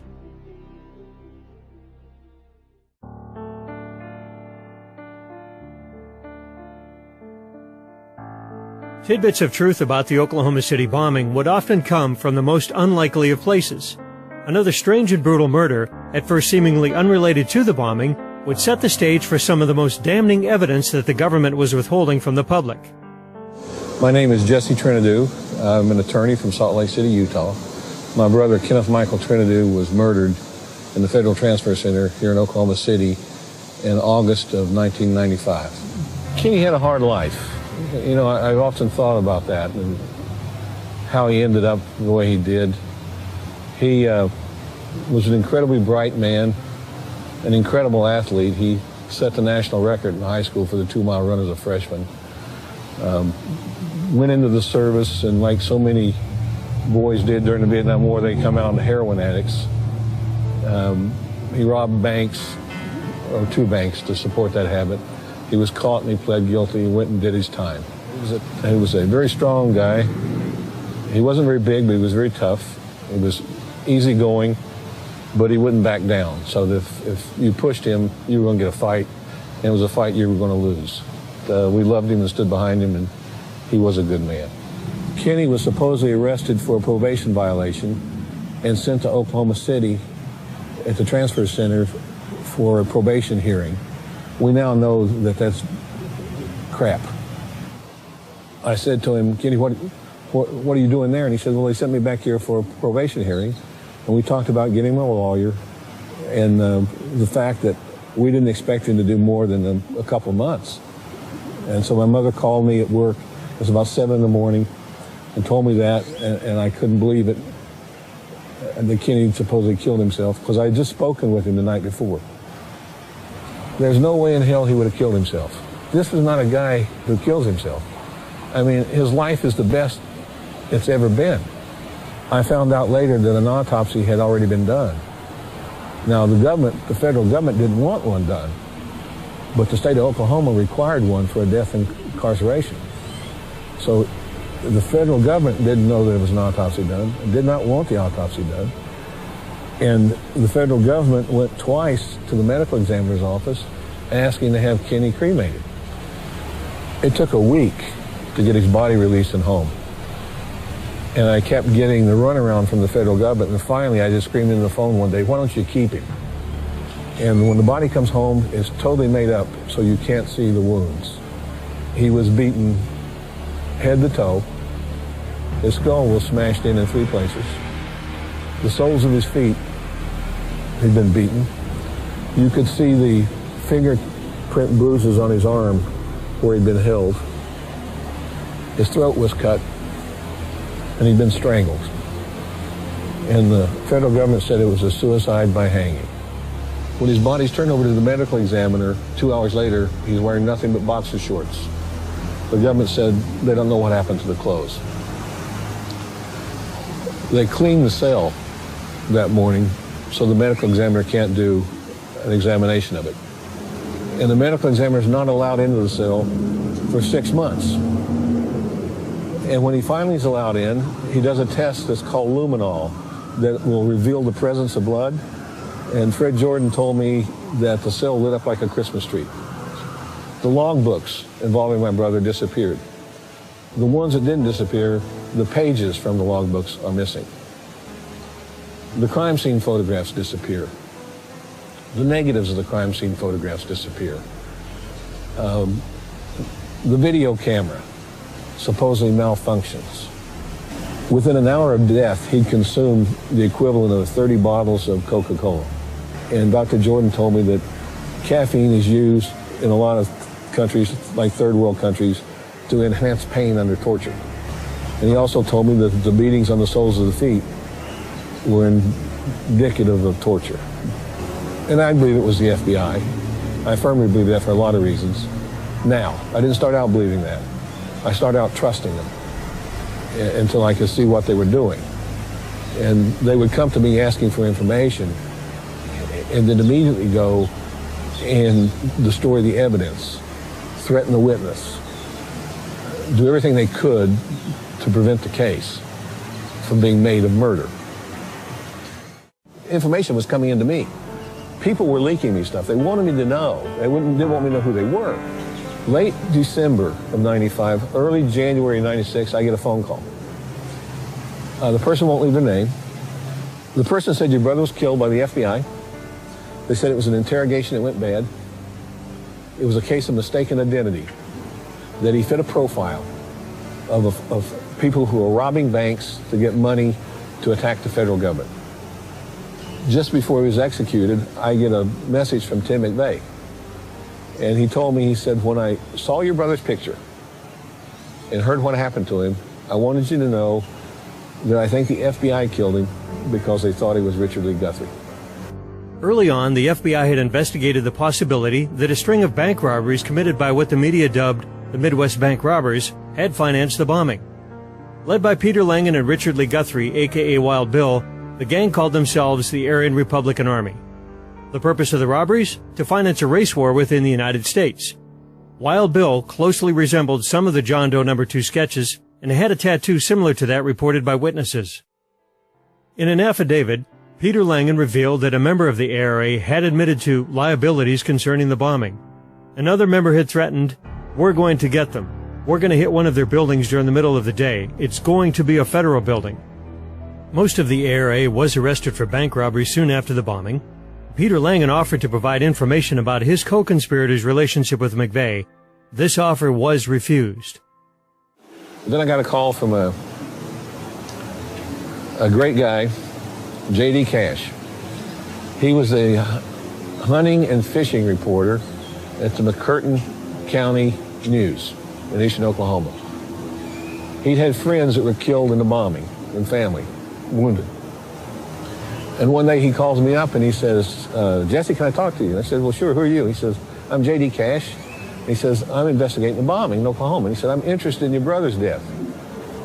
Can I ask you some questions?" And I said, "Yes." And J.D. said, "Well, do you have any tattoos?" And I said, "Yes." He said, "What and where?" I said, "A dragon tattoo on his left forearm." J.D. said, "Oh, my God." He said, "Are you sitting down?" I said, "Yeah." He said, "Let me tell you this." He said, "When your brother was picked up and sent to Oklahoma, the largest manhunt in American history was in place for John Doe 2. We didn't start out to solve the Oklahoma City bombing case. We started out for justice for my brother. But every lead, every trail, every bit of important evidence has brought us to the Oklahoma City bombing." Now, the Freedom of Information Act is an act Congress passes that says the government's supposed to turn over documents and information to you that you request, unless there's a good reason not to, such as national security. I bring the first FOIA suit saying I want all documents showing the link between the FBI and the Southern Poverty Law Center and the Oklahoma City bombing. And the FBI comes back and says there are no documents. They didn't know that I'd been leaked 2 teletypes from FBI Director Louis Freeh, then Director Louis Freeh, talking about Elohim City, talking about informants, talking about the Southern Poverty Law Center, talking about the fact that McVeigh had called Elohim City 2 days before the bombing asking for more help. So I sue them, and they walk in the court and they tell the federal judge there's no documents. Well, I file those too. The federal judge looks at him and he says, you go back, you do a manual search, and you bring everything you find back in the court. Well, then they come back and plead with the judge, and they say, Judge, we promised anonymity, and if we have to disclose these documents, it will reveal their names and their lives will be in jeopardy. German citizen Andreas Karl Strassmeyer, a.k.a. Andy the German, came to the U.S. in the early 90s. Professing neo-Nazi beliefs, he moved to Elohim City, becoming their chief of security. He was reported by ATF informant Carol Howe and others to make threats about bombing federal buildings and assassinations of public officials.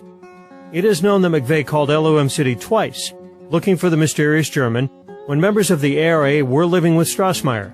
McVeigh also attempted to reach Andy's attorney Kirk Lyons by phone in the days before the bombing. We started looking at Strassmeyer real hard, and this guy didn't add up either. He was on special assignment and disappears and shows up in Elohim City. He came in through Texas and was placed at Elohim City. Now, why Elohim City? I mean, nobody in Germany, if I haven't heard of Elohim City and I live in Oklahoma, how's anybody in Germany hear of this place? Well, evidently, it was from a lawyer named Kirk Lyons. I start putting dots together. I start finding out who these people are and who they know and who they run with and what their background and what their history is, and we create a picture from this. We have Strassmeyer doing all this paramilitary training, takes over as chief of security of a place that didn't need any security, tells them they need to get rid of their shotguns and deer rifles and buy assault rifles and SKSs and AKs and stuff like this because they're going to be the next Waco. Well, he scares them down there. They don't know what to do, so they start, gearing up for the last days of the book of Revelation. Strassmeyer is an interesting character, these documents we got from the court. It's my understanding he's a German intelligence officer. He is apparently, after the bombing, taken out of the country by a former CIA operative back to Germany.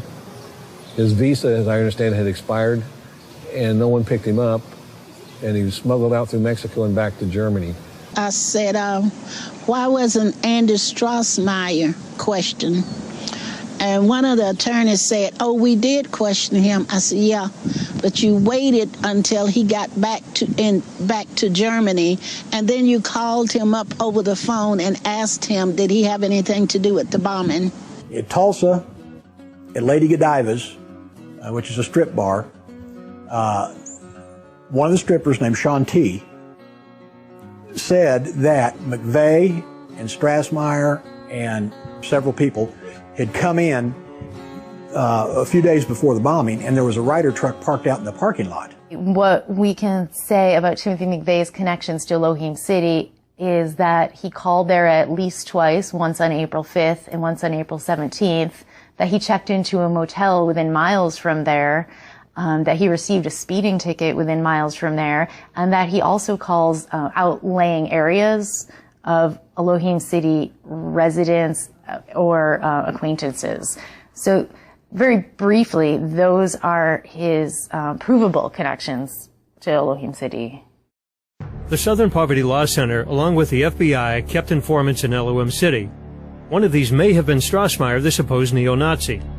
Known primarily for its work in litigating against hate groups and its outspoken chief counsel Morris Dees, the SPLC has also become an informal intelligence gathering arm of the FBI and now the Department of Homeland Security.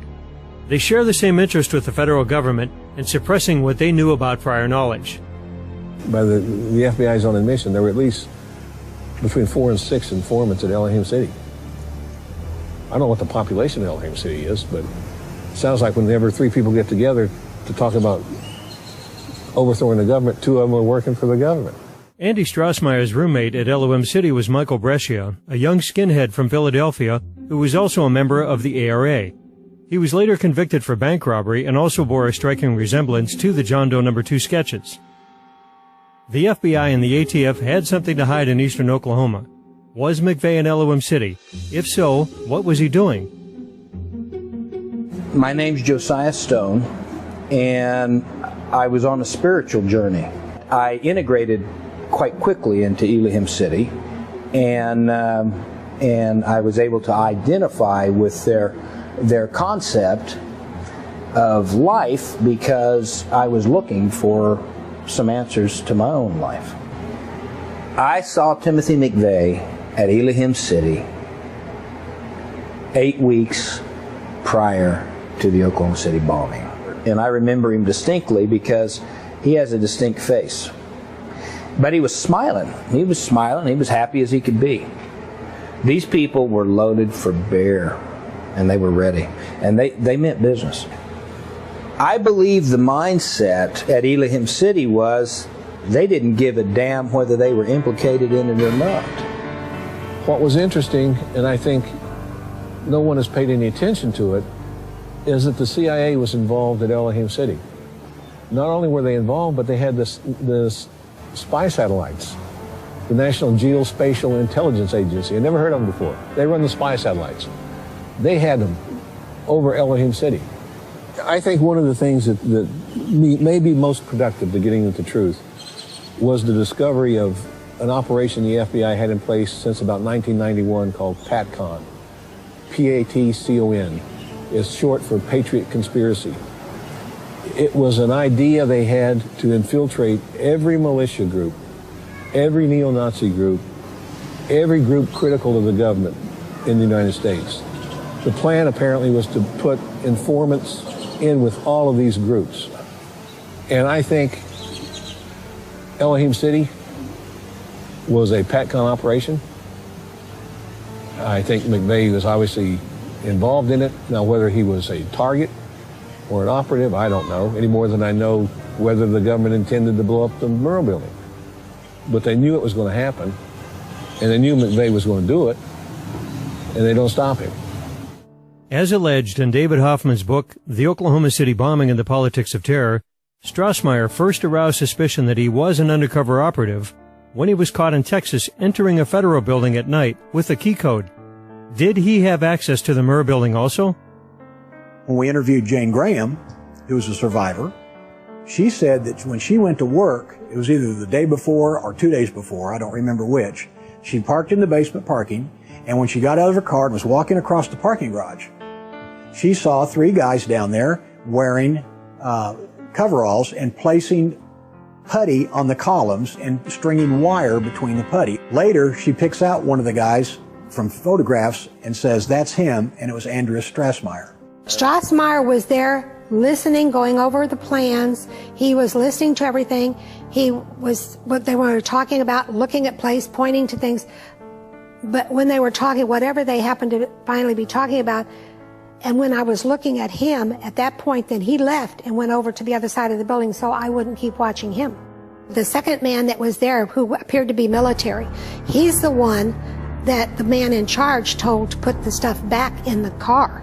The second man obviously was taking orders from the first man because he had wire in his hands, which I thought was telephone wire. It's that real light color, thin wire.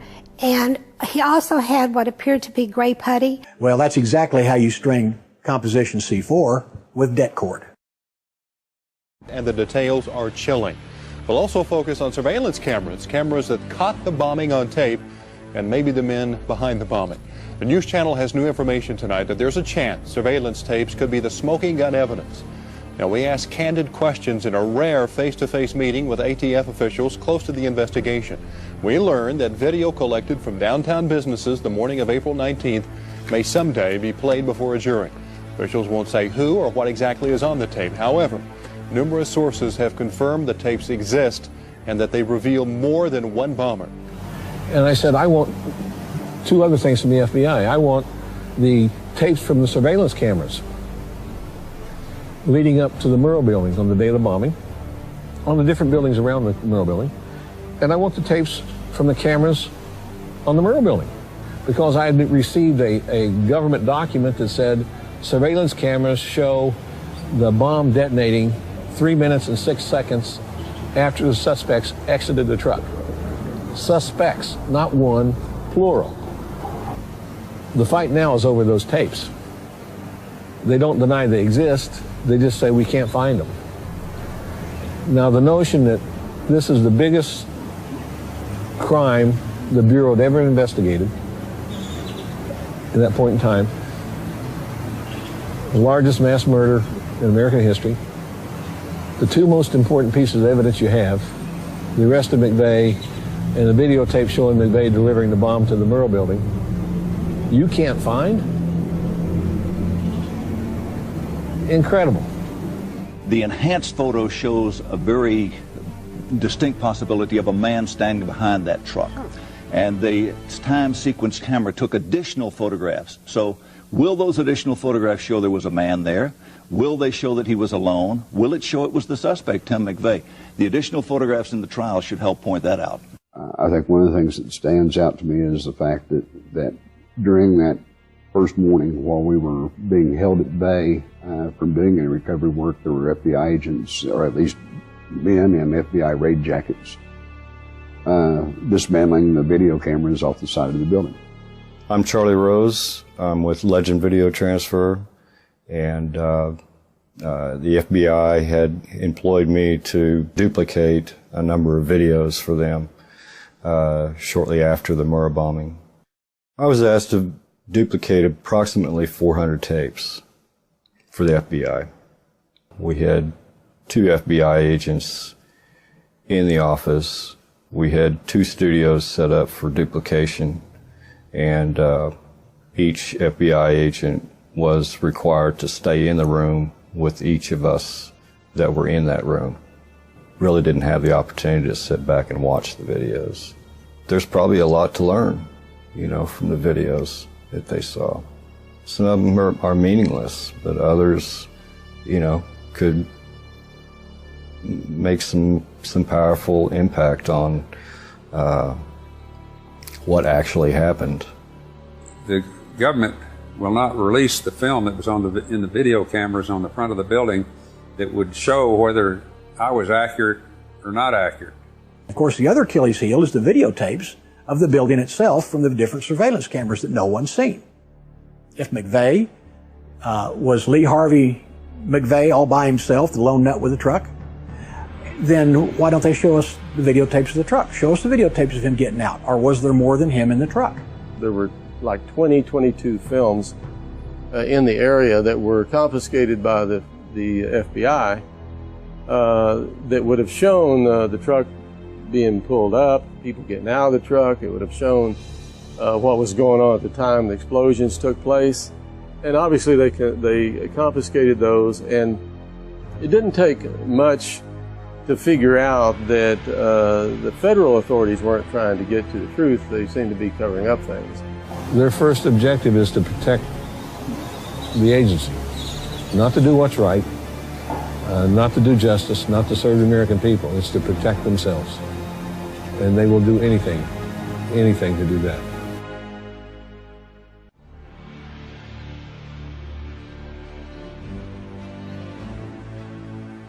Tim McVeigh was honorably discharged from the Army 3 years before the bombing, leaving behind an exemplary service record.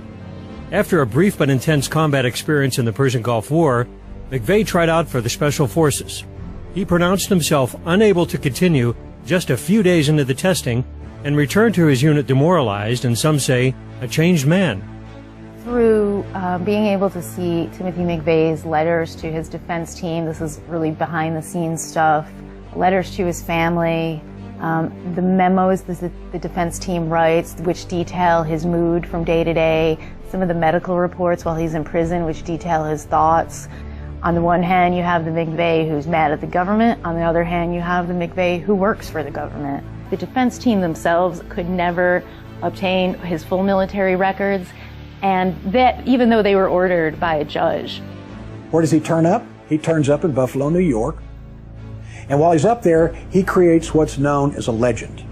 Now, a legend is when you go undercover or you get sheep-dipped. Sheep-dipped means you change your identity, you change who you work for, and become a new person.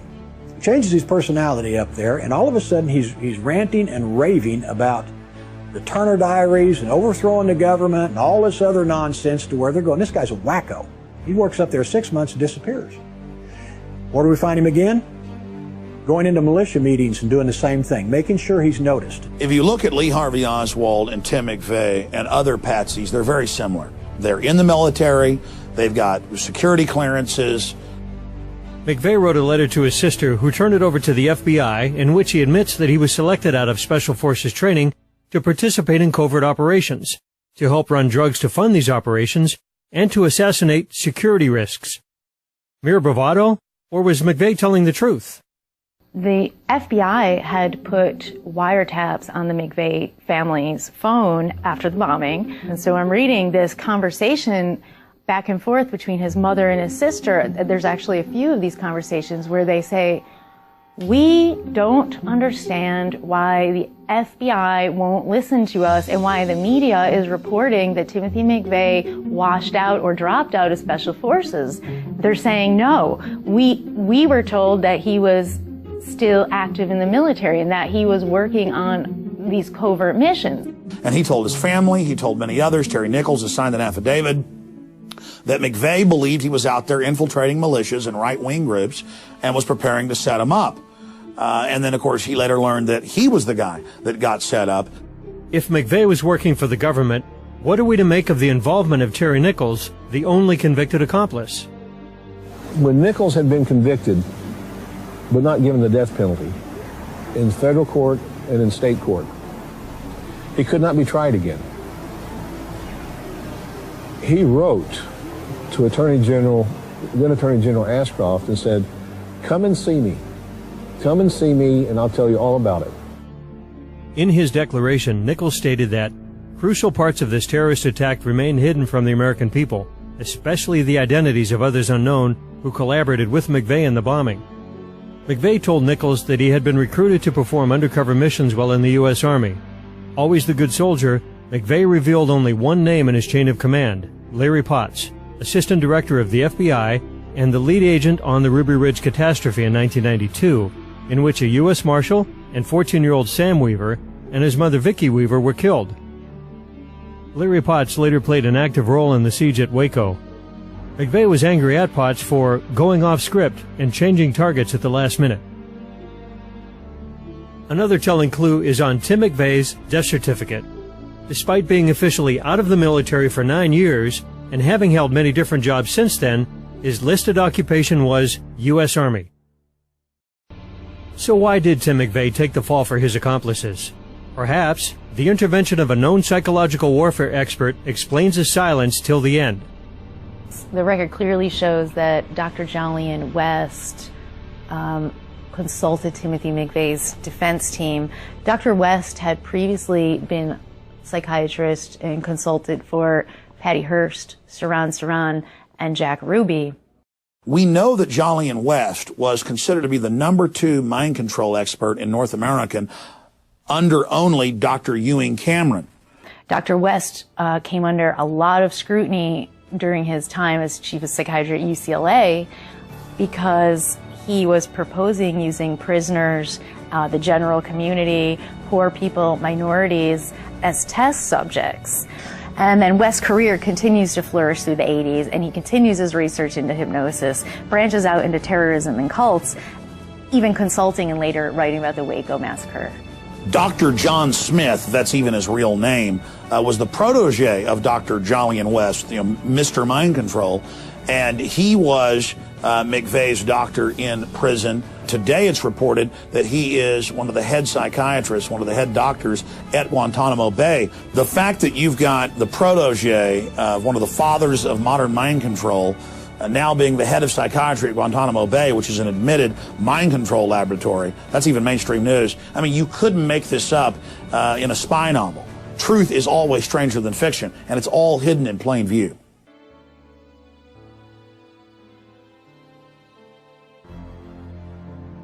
Was the bombing the product of a sting gone out of control, with McVeigh taking the blame for a series of government failures?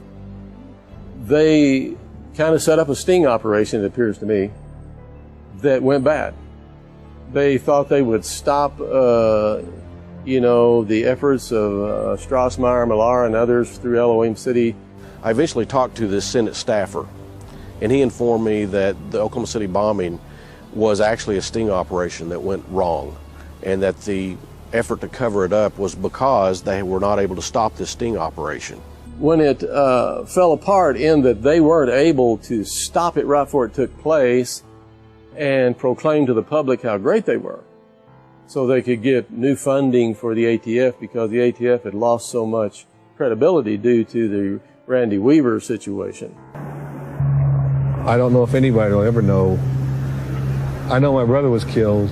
I'm often asked why. I know my brother was killed for information he didn't have about the bombing. Why the people in the Murrah building were killed, as I said, I don't know if they intended it or it just got away from them. God, I hate to think that they did it on purpose. Perhaps it was a deliberate attack by a criminal element in this government, using the reins of power to execute and cover up their crime. In 2006, the American behavioral scientist published the whole journal on this concept that's being developed called a state crime against democracy, SCAD for short. There's a recognition, a growing recognition among academia that oftentimes people have not pursued culpability into elite crimes for the fear of being called a conspiracy theorist. When there is a state crime against the people, what generally happens is that inquiries into these crimes tend to be highly controlled, tightly framed, and totally reliant on agencies who stand to be embarrassed by investigations. It's now been declassified that the Gulf of Tonkin in 1964 to get the United States fully committed into the Vietnam War was a staged event, and those LBJ tapes have been released, where days before McNamara is telling him on the phone how they're going to stage the event to get the United States into the war and what he would need to say at those press conferences.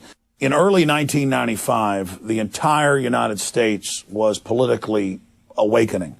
The population was angry about Waco. They were angry about the United States losing its sovereignty and Bill Clinton trying to pass anti-Second Amendment legislation. The federal government was forced to basically come in and create a crisis so they could demonize anyone who thought the government was too big or out of control. In 1994 and 1995, the Congress had tried unsuccessfully to pass their omnibus crime bill that expanded federal jurisdiction, that went after the Second Amendment, that was going to create all these new federal agencies to spy on the American people. And that was one of the reasons that Oklahoma and other states were upset. They understood this was totally unconstitutional and a huge federal overreach, and it violated the 10th Amendment. But after the Oklahoma City bombing tragedy, suddenly they were able to rename it as the Anti-Terrorism Effective Death Penalty Act, and that was able to sell through. Well, I think one of the things we'll be seeing over the next few weeks and months are new legislation, both to deal with domestic groups and international terrorism. There's already one bill, the Omnibus Terrorism Act of 1995, that's on the cards. One of the dangers is that we stepped a little bit too far, and this bill is very controversial. We see amazing parallels between Oklahoma City and 9/11. And we see it also being used as a mass conditioning tool to launch a new war. In the case of Oklahoma City, a war against the American people. In the case of 9/11, a war against the Middle East and an invasion for resources. President Obama's Chief of Staff, Rahm Emanuel, recently said that you can never let a good crisis go to waste. This is an example of real politic. Taken to its extreme, we can quote the words of Robert Shapiro, former Clinton advisor, who recently wrote in an editorial that the only thing that can save the Obama administration is another terror attack like Oklahoma City or 9/11. So they think of us as expendable. They're willing to ride our ashes, stand in our graves to preserve their position. This is an example of the noble lie. And in the months and weeks building up to the Oklahoma City bombing, there was incredible conditioning on the news. These people are scared of the federal government. They're terrorists. They're going to kill you. They're going to bomb you. You watch, it's going to happen. And then sure enough, it happened. And then you look at the evidence, and government and black op fingerprints are all over it. The establishment is going to have trouble in the future orchestrating further atrocities like Oklahoma City, because the public is now really getting wise to their tricks. Oklahoma City is one of the best examples we've got where we can prove clearly that the official story is a fraud, that the government was involved and is using it to demonize good Americans. April 19, 1995 will live on in history as a reminder that we must all take an active role in holding our leaders accountable. Its legacy and lessons must be rooted in truth, not myth. The victims demand truth and justice. We have all witnessed firsthand the harsh reality of a government's ability to manifest its will upon the people. And it's up to the people to deprive government of the power to commit crimes and profit from the lies. It is every patriotic American's duty, every man, woman, and child's responsibility to research the facts contained in this film, to verify for yourself that this information is true and that the rabbit hole goes even deeper, and then take action to bring the criminals that perpetrated this attack to justice.